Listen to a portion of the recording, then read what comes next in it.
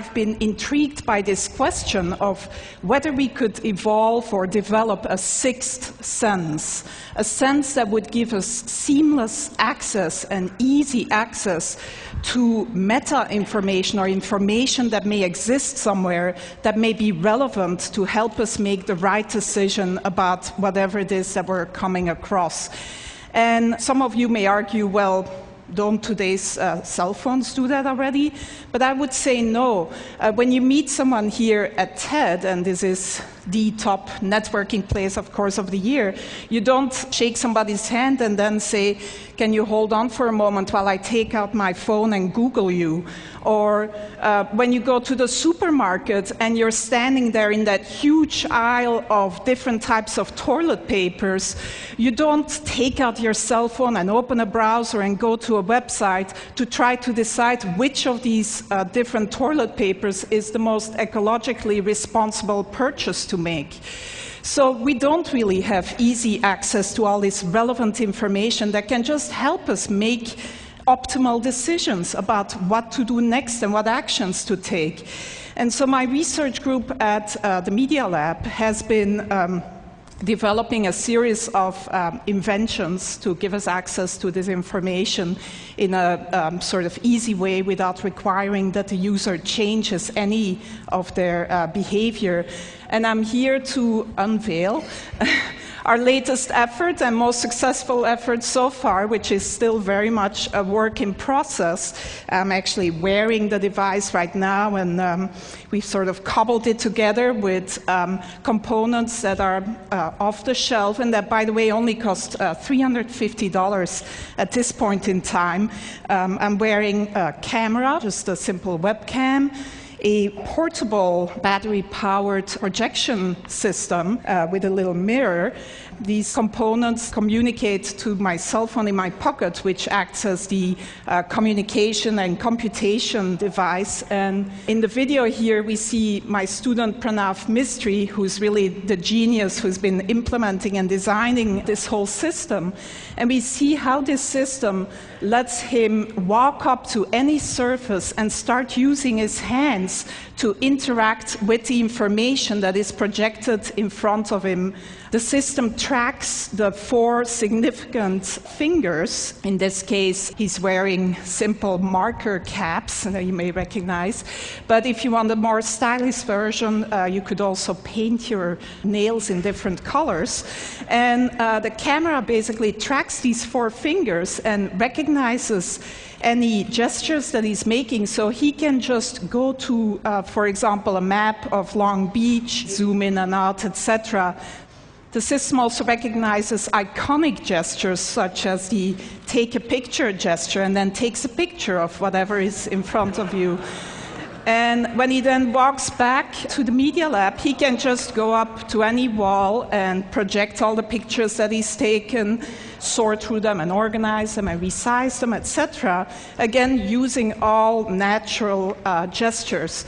So some of you most likely were here 2 years ago and saw the demo by Jeff Hahn, or some of you may think, well, doesn't this look like the Microsoft Surface table? And yes, you also interact using natural gestures, both hands, etc. But the difference here is that you can use any surface. You can walk up to any surface, including your hand, if nothing else is available, and interact with this projected data. The device is completely portable and can be...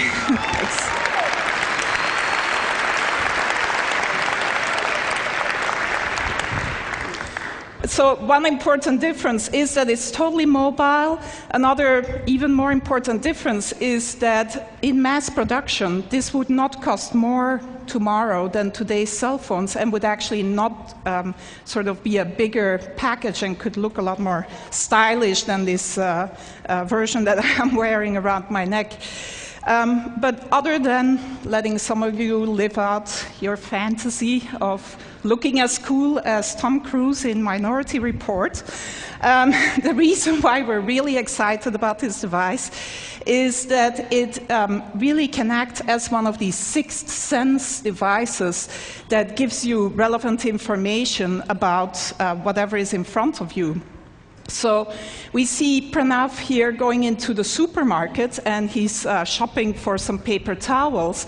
And as he picks up a product, the system can recognize the product that he's picking up using either image recognition or marker technology and give him the green light or an orange light.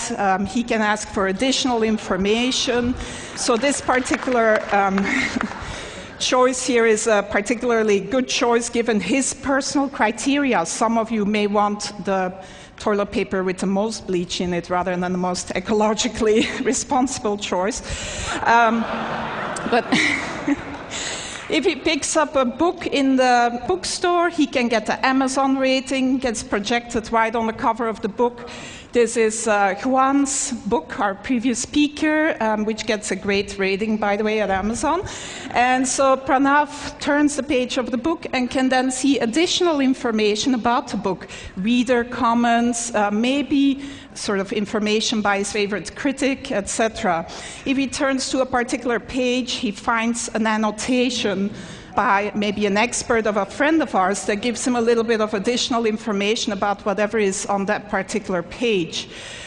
Reading the newspaper, it never has to be outdated. You can get video annotations of the events that you're reading about. You can get the latest sports scores, etc. This is a more controversial one. As you interact with someone at TED, maybe, you can see a word cloud of the tags, the words that are associated with that person in their blog and personal web pages. In this case, the student is interested in cameras, etc. On your way to the airport, if you pick up your boarding pass, it can tell you that your flight is delayed, that the gate has changed, etc. And if you need to know what the current time is, it's as simple as drawing a watch on your arm. So that's where we're at so far in developing this sixth sense that would give us seamless access to all this relevant information about the things that we may come across. My student Pranav, who's really, like I said, the genius behind this.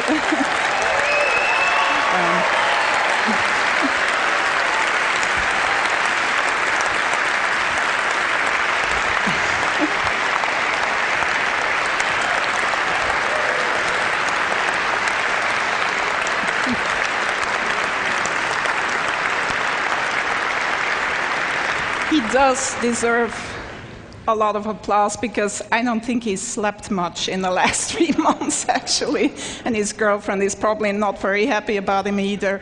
But it's not perfect yet. It's very much a work in progress, and who knows, maybe in another 10 years we'll be here with the ultimate sixth sense brain implant. Thank you.